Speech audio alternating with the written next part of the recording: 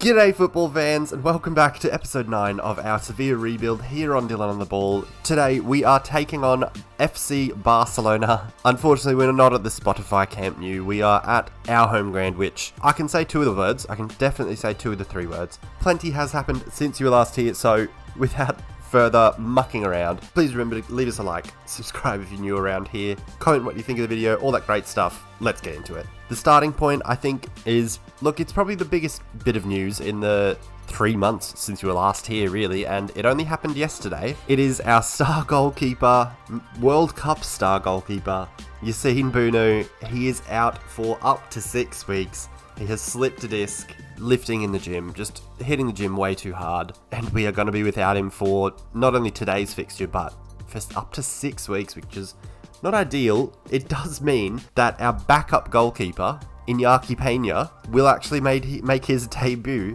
against his old side. If we go to his history, he's been at Barcelona for all of his career, except for this lovely loan spell out in Turkey, which I'm sure he loved. Played 6 games there, and look, he's just going to get right in the deep end against the side that's trained him. In other news, you may remember last season where we had a player unhappy with us for leaving them out of the Champions League squad. That was Oliver last season, so that's why you're looking at him now. Also, just so you might want to have a bit of a gander. I'm not sure. Let me know if there's anyone specifically you'd like to be looking at more. Let me know. Why not? But the point is, with the way that the Champions League squad has worked out, with the players we brought in over the summer, we actually only have 1 player trained by the club. It's Jesus Navas, who you can see here he's 38. He's starting to show it in his stats. This is the last year on his contract. I don't think I'm going to renew that. So after this season, we won't have anyone trained by the club, in the first team anyway, or even good enough for the first team, really. So that has been presenting some issues. What that meant was there had to be 2 players. Somehow the maths adds up. Don't question it. It just is what it is. It did mean that there were 2 players that had to miss out on the Champions League squad. The 2 players I managed to pick out of, just sheer, I don't know. I guess I just didn't really rate them. We managed to pick Adnan Januzaj, you see here. Not looking too brilliant in terms of his star ratings. Same with, where is he? Mr. Jesus Corona, who is, better rated. And perhaps I should have not chose, oh man, it's going to be a long video. Maybe I shouldn't have picked Suso in his place, but then Suso would have been angry, and that's probably, I don't know. Anyway, either way, someone was missing out, 2 people were missing out, and they were very angry at us for a long time. It was that same situation where the entire squad was supporting them. Luckily, as of fairly recently, we have got Corona happy with us, no longer wants to leave the club. That was only 1 week ago, and then I feel like it was, yeah, here it is, then almost 2 weeks ago now. Januzaj also happy with us, he doesn't want to leave anymore, so that is, good enough news. It's not, it is what it is, I'm fine with it. As far as our new signings have gone, or those new to the club, or new to the first team picture anyway, Kalim Wendo is obviously the biggest one, the biggest name, having replaced Youssef En-Nesyri. Again, World Cup star, Youssef En-Nesyri. He's worth a lot more than we got for En-Nesyri already. I think we only got 46 million or 45 million, something like that for En-Nesyri. Looking quite good, looks like he can improve more. Very happy with him, really. If you look at his stats, he's already, like last year, if you look down the bottom here, he played a lot of football last year. It was a total of 42 games, and he scored 11 goals all up, like in all competitions. For us this season, he's already up to 12 goals in 15 games, which is absolutely unreal. Couldn't be happier with him. He's just waltzed straight in, performing out of his socks, and I'm looking like a bit of a genius for selling. I think we only, okay, maths is hard. Kalim Wendo, I think we bought for 26. En-Nesyri we sold for about 46, so we made 20 million profit, and he looks brilliant. I'm pretty happy with that. The other striker, Rafa Mir, is still performing very, very well as well. You look at his stats here. In the league, he's actually outscoring, got more goals than games, an average rating of 7.5. He's been unreal as well.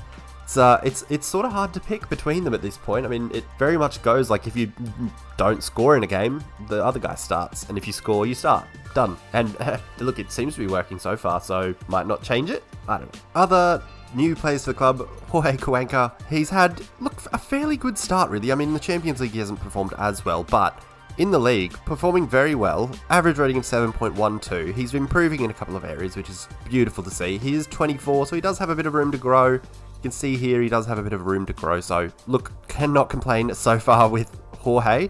As for Oscar Mingueza, who again may go up against his old side today, he's been just as brilliant, really. I mean, the rating might be a little bit lower, but he's played a lot of football for us, only got a couple of yellow cards, which is great. He's concerned that he isn't playing in his preferred role because he wants to play as a wide centre back, but I'm playing him as a ball playing defender. And look, I'm not too concerned about it. I might end up just changing it so that every time he's playing as a wide centre back, just so that he can calm the heck down. We also brought in Pablo Maffeo, I don't know.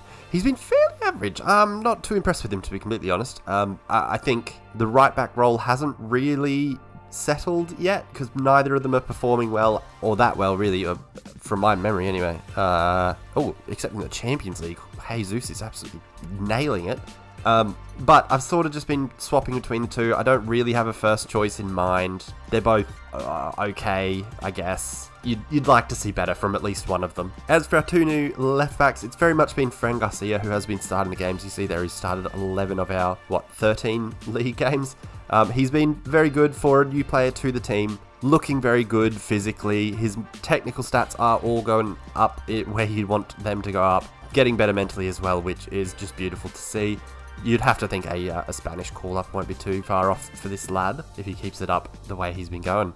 As for our other left back, Miguel Gutierrez, he is just coming back from an injury, a little bruised thigh, poor fella. He again is looking quite good. I think he'll probably actually usurp Fran Garcia's throne. It just might take a little while, because at this point Garcia's just playing much better. And look, that's fine. You're a young fella.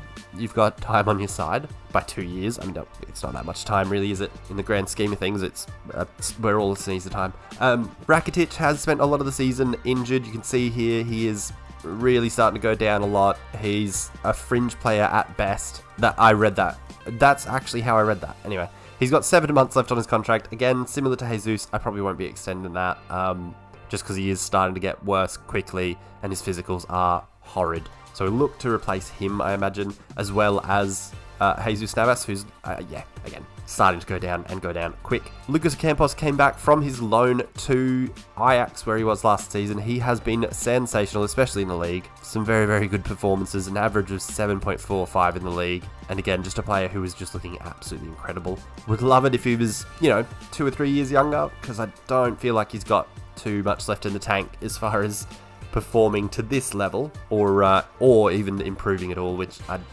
you'd have to say it isn't incredibly likely. Another new boy was Justin Kluivert, and I have found he's been a little more inconsistent. I haven't been too sold on him. I mean, he is performing well in the Champions League apparently, but look, I haven't been too sold on him in any respect, really. Starting to improve though, which is always good. Looks like he could grow a bit more. Hopefully he just becomes a bit more consistent is all I'd ask for. In terms of stats, look, he's equaled last year's goal tally for Valencia, and I mean this one as well, but we don't know the cup competitions that season. Anyway, other than that, the only player who is new to the first team is Oscar, who 9 assists already. He's looking incredible, and just look at the man. He's beautiful as like an Adonis. He's sensational. He's also just looking fantastic. I couldn't really complain about him at all. He's been very good, except in the Champions League. He hasn't loved his time there. I have started playing the last few matches a 4-3-3, so playing with, I think it's been Thomas Delaney as the holder, which we might go with today, we'll see. And Oscar here has been playing as a Mazzala in that formation, and he has performed rather well. If we go to his form in those games as the Mazzala, you can see he did grab himself a lovely little goal. His first goal for the club, and it happened to be against the team he was away on loan at last season, which is, you just love to see it. Moving quickly on to Development Centre, there are a couple of things I do want to catch you up on, the first of which being Ikavia, who I've just moved him. He's into the B team. I've just moved him there because, like, he's looking very good. For a 17-year-old, he's looking very good. 5-star potential. He's looking very, very good. And I mean, we can't look at his stats because I've just moved him to the new squad. But if I go, I think it was stats, no, form? Yeah, if I go form and then we have a look at how he was playing for the under-19, prepare yourself. In 20 games, my guy Ike VR was averaging a 9.02 rating. He scored 55 goals in 20 games, 5 assists, 60 goal contributions in 20 games. How many times did he get a 10 out of 10 rating? Just 1, 2, 3, 4, 5, 6, 7, 8 out of his last 20 games, he's averaged a 10 out of 10. I think you can probably see why I've moved him up to the B squad. He's scored 6 goals in a game. He got 4 goals in a game on 5 occasions. I've never seen someone outperform their level this much on Football Manager. Especially when none of my staff were saying you know how they usually sort of give you a bit of a tap on the shoulder and they're like, hey, just by the way, this guy's way too good. You should probably move it. None of that. Didn't get a word. Nobody said anything about him. But look at it. That is just unreal. As for that golden generation, you can see them all here in the under-19s. A few of them out on loan at different, I think, just lower Spanish teams. We've got the left back, Jose Sesmanats. He is improving very well. He's out on loan at Kuwaita. I don't know. I haven't got that league loaded in at this point, but I will do that at the end of this season so that when we do loan players out, they are getting it makes sense in my head anyway. The point is though, Jose Sesmanats is looking absolutely just incredible. Cannot wait for this lad to grow into the footballer he looks like he's going to be. He's already very good mentally for a 16-year-old left back. He's looking very, very good indeed. Next up, Jose Blanco. He, has some technicals to develop, basically. He's looking decent physically for a 16-year-old. Decent mentals for an attacker mentally. What? Decent mentals for a youth attacking player. He's got the flair, he's got the off the ball and some teamwork and work rate. It's just the technicals that really need to get a bit of a move on. He's got decent passing and decent technique, so that being the technique being 14 is promising to me because it does say that, if you've got a good technique, your dribbling and your crossing will be easier to progress. There's no science to that, there's no facts. I haven't looked that up. That's just how in my head I think it works. Anyway, next up is Mario, who we are hoping to turn into another striker, one that can pair up front next to Ike VR apparently. He's starting to shape into an attacking player. If you look at sort of the key stats for an advanced forward, he is starting to shape into a good attacking player, good pace, good off the ball and work rate, which I'm a huge fan of. He just needs the technicals to catch up a bit, needs to keep progressing in some of these key mentals here, like anticipation, decisions, composure, that sort of stuff, and obviously a balance of 5 is less than ideal. Fernando Sancho is one that is still at the club. Him, I believe we're training as a winger. Yes, we're training him as just an out-and-out winger, so he'll be on the right side of the attack to hopefully, take it around the outside and cross across to, in the future, Ike VR and Mario, I guess. But he's another one that is starting to really take shape as a footballer, I guess. His physicals are all progressing, which you love to see. Looking very good. Mental's looking good. Technical's looking possibly better than whoever the heck we were just looking at. Mario, maybe. Good. 13 crossing already is fantastic, especially for, as I said, a wide winger, a right-sided winger who'll play on the right and just take it out on the outside, cross it along, Bob's your uncle. Next up, the goalkeeper, Diego Munoz. Hopefully, we can say that he's the son of Santiago Munoz. And maybe the timeline, I don't know.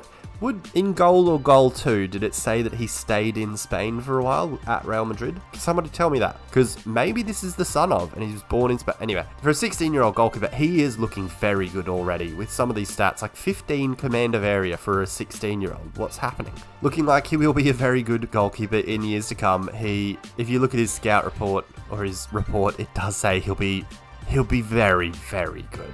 Then lastly, Ezekiel Galisteo, or Little Zeke, my Zeke boy. I like him more as a centre-back than a wide-back. Tell me if you think I'm insane. I think it's just because he's not got good acceleration or crossing. that's kind of it. Great work rate, great teamwork, which you love to see. But again, look, another player that does have a lot of space to grow in the technical area.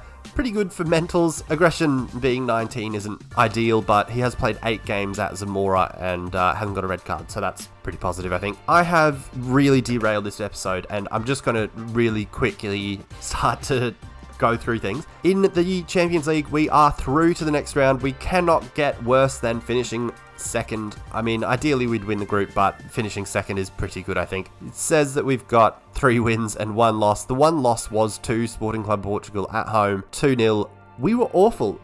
I don't think I've had us just not turn up before with this Sevilla side. It was one of those games where, I think we ended up having 28% possession or something like that at home in the champion. It was just horrendous. Then you see on the left-hand side here in the league, we're looking fairly good. We're only 1 point behind Real Madrid and Atletico Madrid, 4 points behind today's opponents, Barcelona. We have had a rather good start to the season. Losses to Real Madrid, Sporting Club Portugal, as I mentioned, and Villarreal, as well as a couple of draws there to Almeria, who we should have beat, and Cadiz, who we, again, should have beat. We were up, I think we were up by 2 goals. Yeah, we were up by 2 goals. They've drawn us back to 2-2. Then Calimwendo put us up 3-2, up again, even. And then 89th minute, they bloody pegged us back, which is not ideal. I was pretty miffed. But I think we played rather well. We then, from the back of that match, went to Shakhtar and Vigo here, playing the 4-3-3, which I think we'll go with today, just because it does sort of suit, the way that I've got us playing in it does suit other teams who want the ball, so that we can then just sit, hold them, hopefully. Anyway, that's the theory. Hold them and then hit them on the counter. That would be ideal, really. As for the league table, one thing of note, Real Madrid have finally lost. They lost to Barcelona. It was actually the last match day, which was just before a international break, just before this match. So if we look at the league table, they've lost 1 there. So after 13 games there and 38 games here, so what's that? 38 plus 13 is 51? So on the 51st game they've lost in the league anyway. That sucks, guys. You poor things. You poor things. That must suck. Anyway, it was great to get a nice easy group. I mean, 3 teams that we should really be beating, so hopefully this next time we go up against Sporting Club Portugal, we can actually turn up and put in a decent performance. But it does seem like a competition that, it was rather fortuitous that we were able to just get such an easy group and we haven't really had to think about it. We've just got the job done. Anyway, I think that is probably enough of a wrap up. We've covered most of how the squad's performing and improving, or whatever the opposite of that is. What's the opposite of that? Decreasing? No. Deproving? No, that doesn't make sense. What's the word? Regressing? Let's say regressing. The only player I haven't really looked at, I'll just want to look at Neonzu, because he's got 5-star potential, and he's performing very well. He did just grab himself a goal. I think that was actually in the last game against Vigo, where he actually came on as a holding midfielder, just because I think I wanted to shore things up, because we were up 2 or 3-0, and then they got 1 back, and I just wanted to shore things up, and Delaney was a bit tired, so I brought him on as a holding midfielder. Then he managed to score somehow. So I guess I could call myself a tactical genius, but then I'd have to back it up and stuff like that, and it just wouldn't go well. Anyway, that's the most comprehensive wrap up you could possibly ask for. If there's possibly anything that I've missed that you would want me to catch you up on, let me know. I'll show it next video.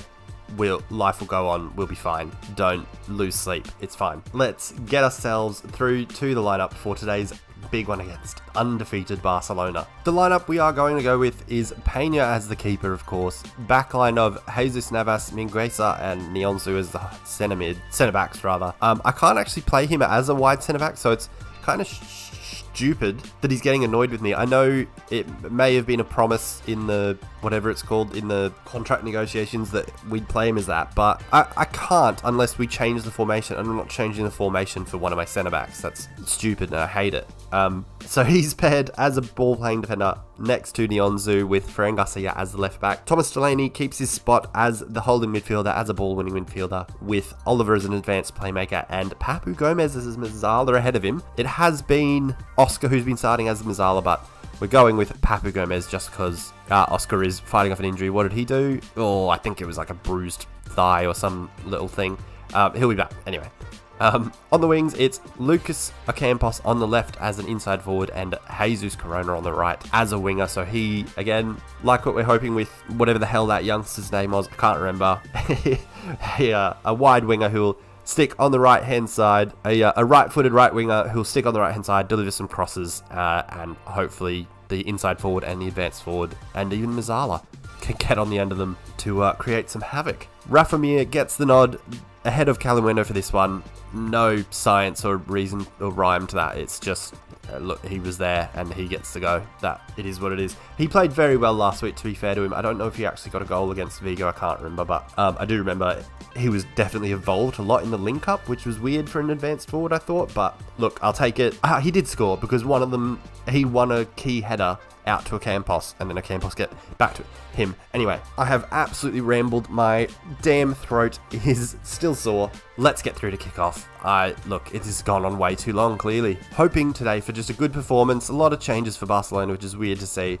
Any weird transfers? I mean, Angelino is a bit of a weird one. Other than that, no. The rest of it's pretty much exactly what you'd expect it to be, except PK hasn't retired yet. Other than that, it's just Barcelona, and it won't be the easiest of tasks for our side. I have started using these little ones, but look, I'm not too confident in them. I don't know if it actually makes much of a difference to do the little gestures, I guess you'd call them. But let me know. Anyway, let's get through to kickoff. This is a huge one. Hoping really to just hold our own. If it's anything like the Vigo match last week, I think we only ended up having about 38% possession, which doesn't really suit the home side, or shouldn't suit the home side. But against Barcelona, I'm expecting them to have more of the ball, so it would be lovely if we can just counter effectively and create some stuff, basically. Against Vigo in the last fixture, this pass map looked absolutely ridiculous. I mean, having a block line is ridiculous, and nothing's happened in 6 minutes, but our left back was like that. Wow, that was almost exactly it. Our left back was on like halfway, and our right back was back near the 18-yard box. For whatever reason, it just worked out that way. Lewandowski going off early is promising for us. Hopefully, whoever they've brought on for him isn't of the same quality. And look, if they were, I think I would have noticed that they had an absolute superstar on their bench. 20 minutes in here, we haven't done much. Free kick here, cleared away.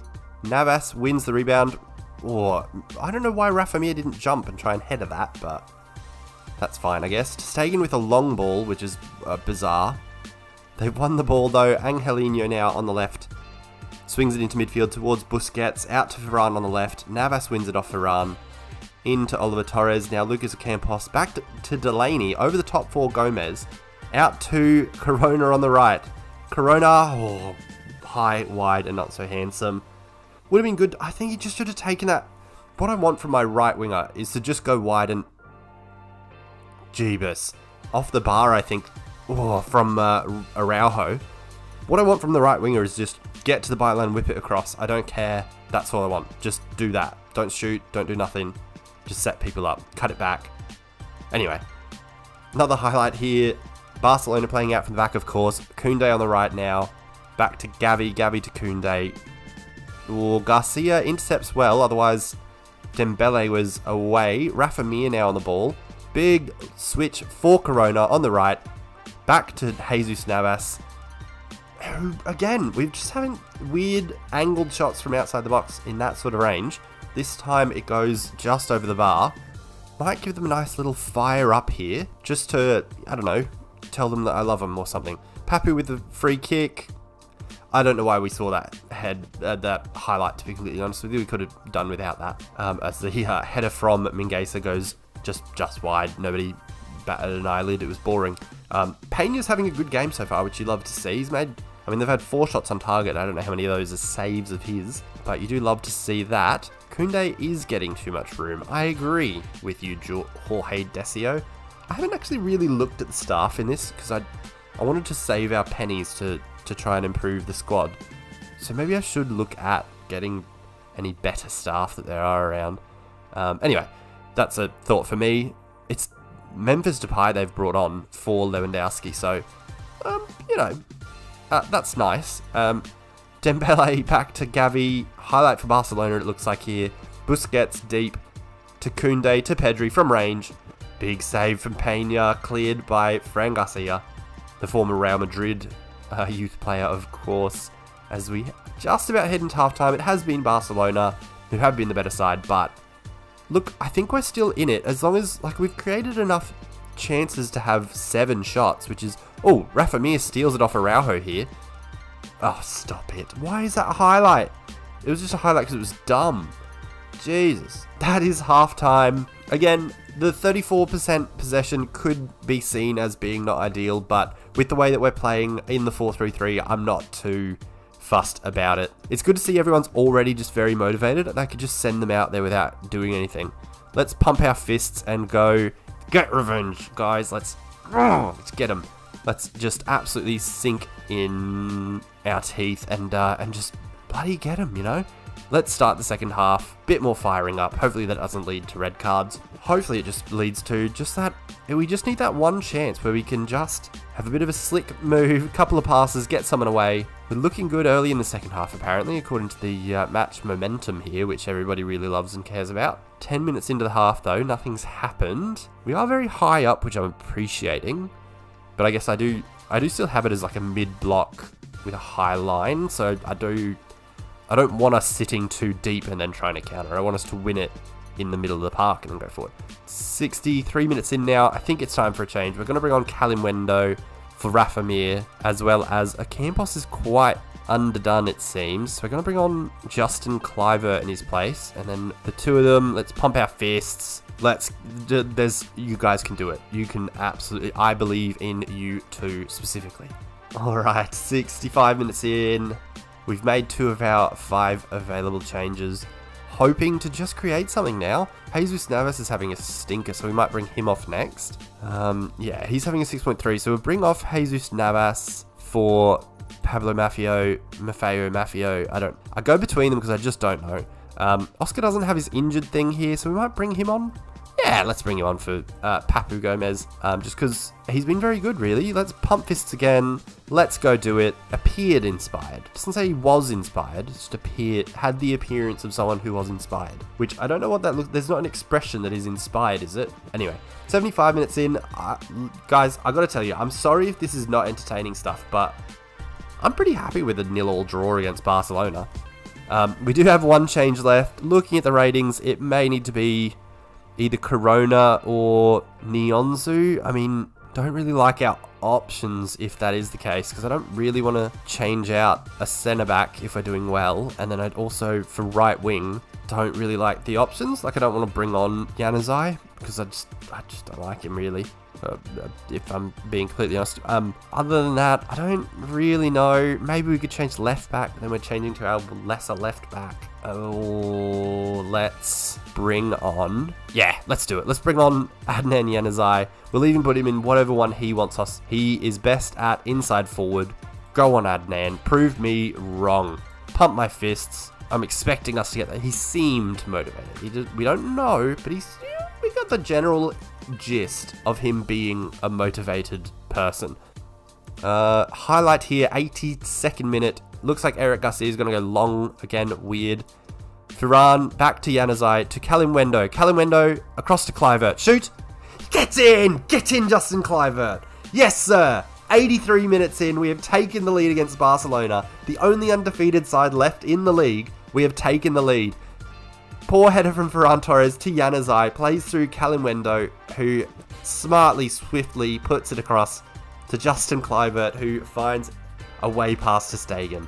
Absolute beautiful stuff. That is what we are here to see. Let's now dial it back a little bit. Let's encourage these absolute stud boys. What can we do? Be more disciplined. We'll pass into space. Let's regroup now instead of counter. Oh, yeah. Let's slow pace down, hold the shape, long kicks. Like, I want us to just eke out a win here. That would be fantastic. 86th minute. Oh, no. Another highlight here. Dest swings it across. Maffeo wins the header. Maffeo wins the header, whatever. Mingueza now plays it up the line for Januzaj, who is absolutely proving me wrong. He's getting forward. He's into the box. Okay, well, Look, he could have proved me wrong, but instead he passed the ball into bloody ter Stegen's hands. Another highlight 2 minutes later. This has really come into action. Oh, Peña with the save. They are regretting letting him go now, aren't they? Couple of minutes to go. All right, can we start to absolutely time waste? Time waste. Disciplined, dribble less, play for set pieces. Don't work it into the box. No overlapping. No overlapping. Transition, anything else we can do? No, not really. No more of that. Yeah, that's fine. Alright. Oh, come on, boys. Oh, another highlight. There's been more highlights in the last 10 minutes than the other bloody 80 minutes of it. Mafio absolutely taking his time with his throw-in, which I'm so very fine with. Again, sorry about my voice. I can feel it going now, but that's fine. Oh, Calimendo's definitely offside. Okay, no one celebrate.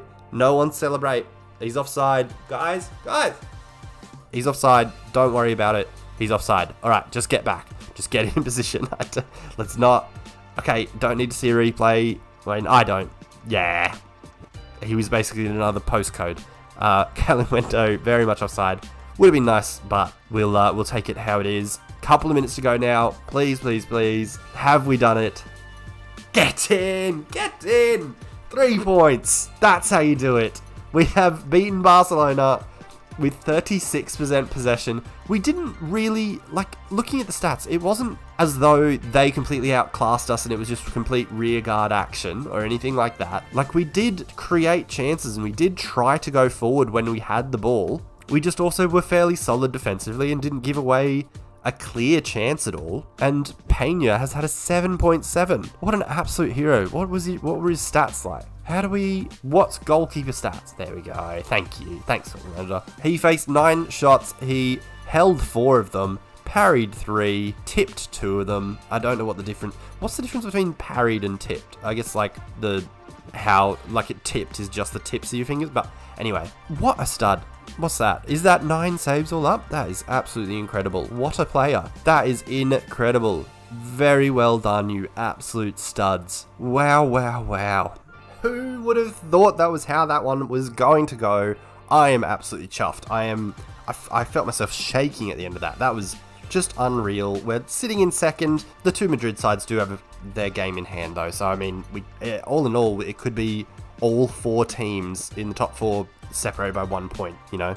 3 of them on 33. Anyway, you get what I'm saying. Absolutely incredible. I'm over the moon with that. The game plan worked to perfection. It was just one of those, you know, loose balls from Barcelona that we won. Bang, bang, couple of passes. Someone scores a goal, and we run away from the bank with the sack over our shoulders and sprinting out of there. Anyway, that will wrap it up for today's video. Next video, in the spirit of getting things moving, and in the spirit of not just showing you the good teams, we're going to come back in February, so we will have had the January transfer window. I don't foresee any major changes, but, you know, it may happen, it may not. I don't know. If it'll be if anyone comes in with a suitable bid for someone and we sell them, we'll then have to replace them. That's all it will be. We'll skip beyond December, January, come back in February.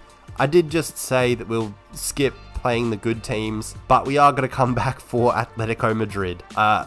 Again, a rival, one of the teams that, if you look at our, like the things that the board really want to see from me, results against Real Madrid and Atletico Madrid are right up there. So we're going to come back for one of them. Have we already played them this season?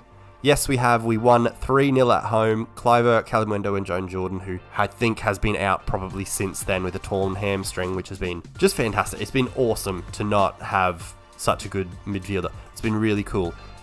We'll come back for that game away at the, what's it called? the Metropolitano de Madrid. Yeah, that's what I was saying. Yeah. And then beyond there, probably go to the end of the season, or, you know, we'll see. We'll see. Just because I'm in the spirit of just moving things along. I want to get to the point where, as I said in the last video, where Calimundo is the all-time leading scorer of the club, and Mario and Icavia are in the first team, and that sort of stuff. I want to get to that point, because that's when Football Manager really gets me, you know, like it really pulls you in and you can't let go of a team because you've built them, you know, they become a part of you. That might just be me. Anyway, that'll wrap us up. Make sure to leave us a like, subscribe if you're new around here, comment what you thought of it, all that beautiful, gorgeous stuff. I'm sorry if my voice has sounded awful this entire time, but look, the show must go on, right? Anyway, until next time, when we go again, hopefully challenging for the title even, peace.